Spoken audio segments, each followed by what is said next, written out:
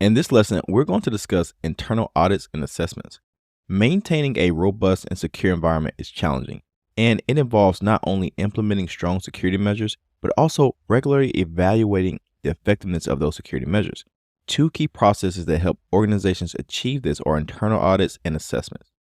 Internal audits and assessments are proactive measures that organizations undertake to ensure the robustness of their security posture, while they serve distinct purposes and focus on different aspects of an organization's security infrastructure.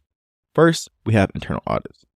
Internal audits are systematic evaluations conducted by an organization's own audit team to assess the effectiveness of internal controls, compliance with regulations, and the integrity of information systems and processes. Internal audits often focus on areas such as data protection, network security, access controls, and incident response procedures.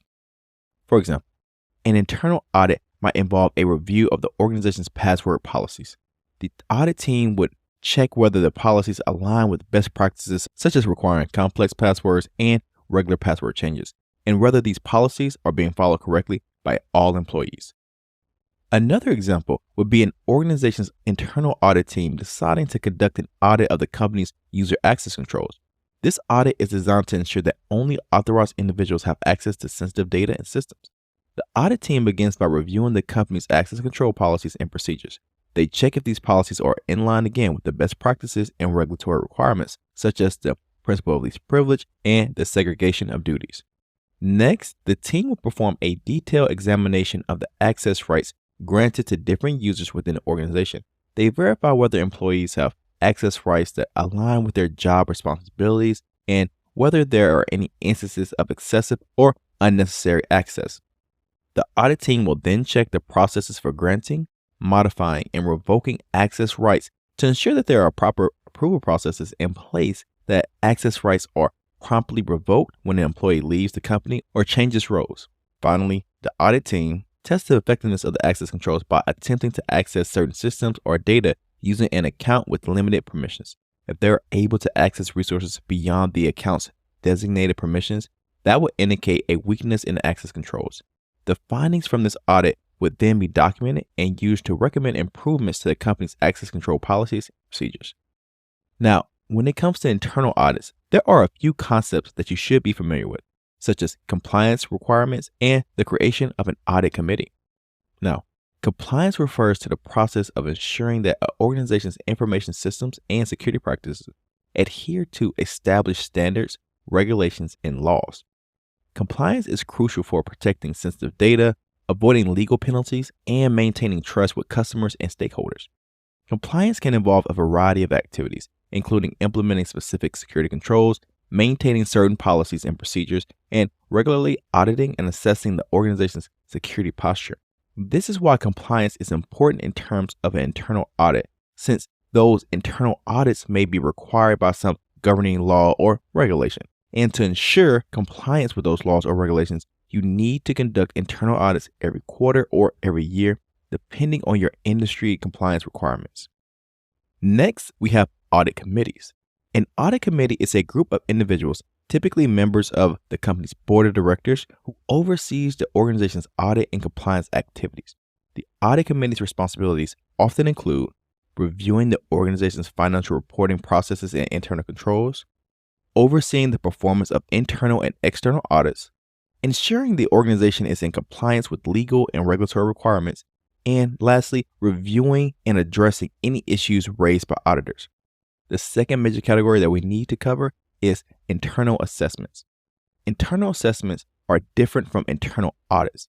An internal assessment is used to conduct an in-depth analysis to identify and evaluate the potential risks and vulnerabilities in the organization's information system. These assessments are often performed before implementing new systems or before making significant changes to existing ones. Most internal assessments are conducted as self-assessments. These self-assessments are internal evaluations that are conducted by an organization to assess its compliance with specific standards or regulations. These assessments can be a valuable tool for identifying gaps in an organization's compliance efforts and for preparing them for formal audits. For example, an organization might conduct a vulnerability assessment on its network. This would involve using automated tools to scan the network for known vulnerabilities such as outdated software, or misconfigured firewalls. The result of the assessment would then be used to prioritize and address these vulnerabilities. Another example will be if a software company is planning to launch a new web application. Before the launch, the company security team conducts an internal assessment to identify potential security risks and vulnerabilities. In addition to conducting self-assessments as part of your internal assessments, if your organization is large enough, you might also have a dedicated internal assessment group who travels across the enterprise and helps to assess the organization's massive, sprawling enterprise network.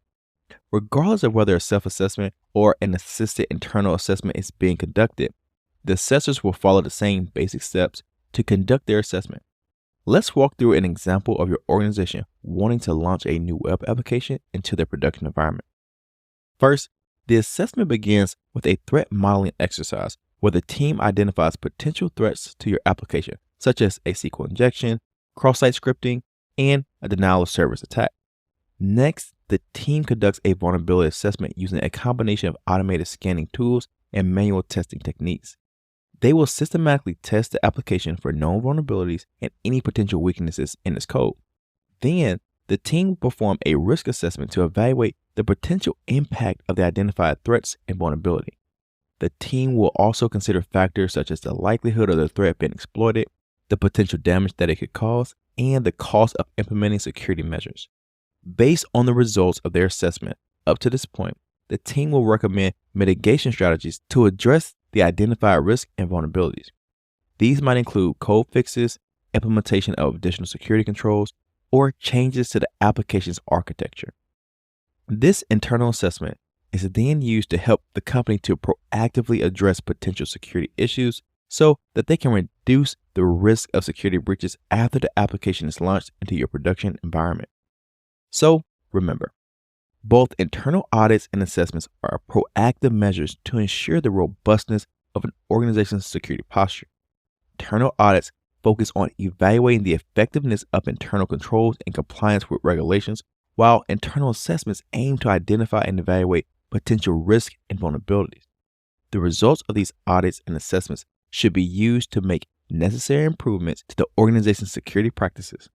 Regular audits and assessments are crucial for maintaining a strong security posture and for ensuring ongoing compliance with internal policies and external regulatory requirements.